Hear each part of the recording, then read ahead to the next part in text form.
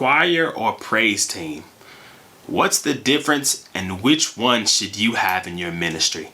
I'm going to be answering that questions and giving you my opinion coming up in this video.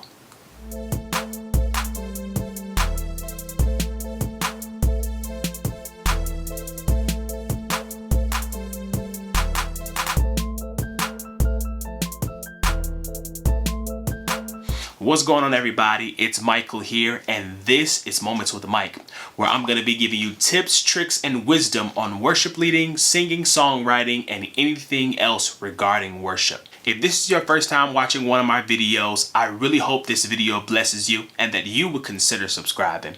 Today, we're going to talk about a choir versus the praise team, and we're going to dig into the pros and the cons and why I actually think we need both.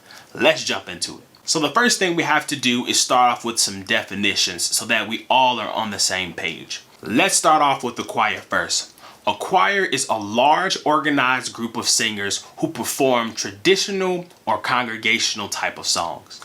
And a praise team is a smaller group of organized singers who typically perform more modernized types of songs. In my opinion, a choir best serves a ministry who is looking to incorporate a large amount of people who may be musical or may not even be musical. But a praise team better serves a ministry who is looking for skilled singers and mature believers.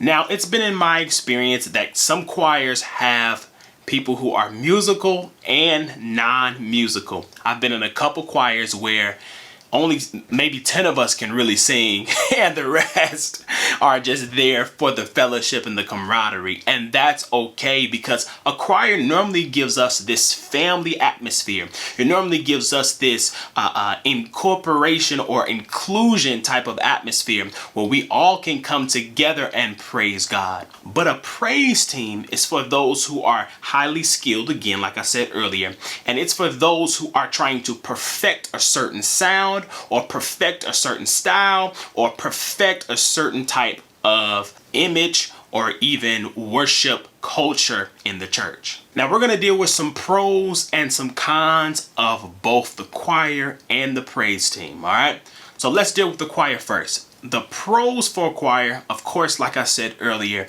it has a family atmosphere, an all-inclusion atmosphere, where someone who might not be as gifted as the next person could still come and feel a part and not feel ashamed because of their lack of talent. Now, of course, a con to the choir is, just like I said, you have multiple people who are non-musical or not musical at all coming to be a part of a musical entity.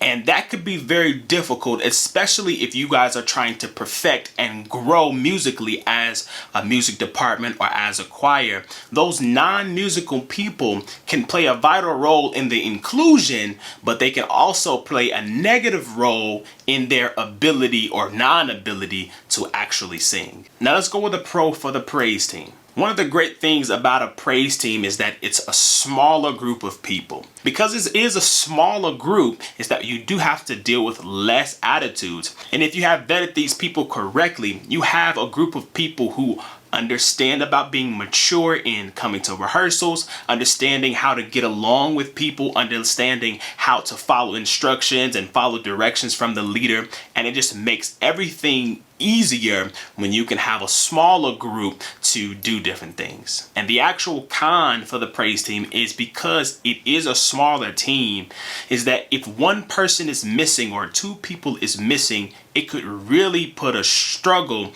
or put a strain on the worship team.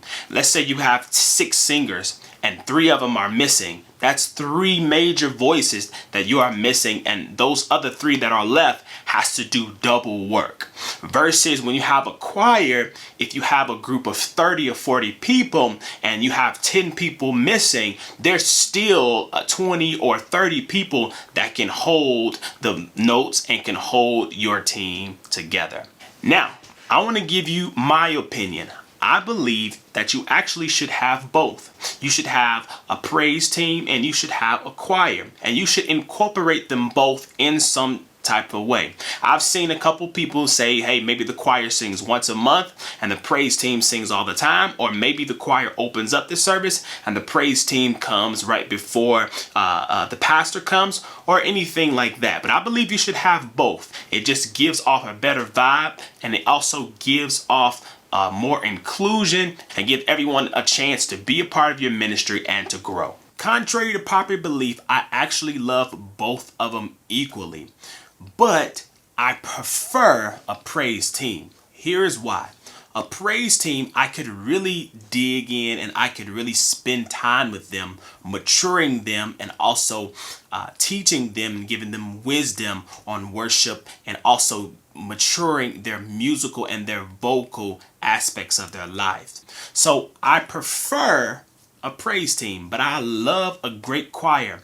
I mean, when you have a rocking choir that can really sing and they're moving and going, it's an atmosphere that's like none other. Now, those are my thoughts on a choir versus a praise team. Leave me a comment below if you have a thought or a con or a pro that you want to add to this list. I would really love to hear from you guys. And if this video really blessed you, give it a like. And if this is your first time here, again, go ahead and subscribe so that you can get more content from our channel. I love you guys. I hope this blessed somebody.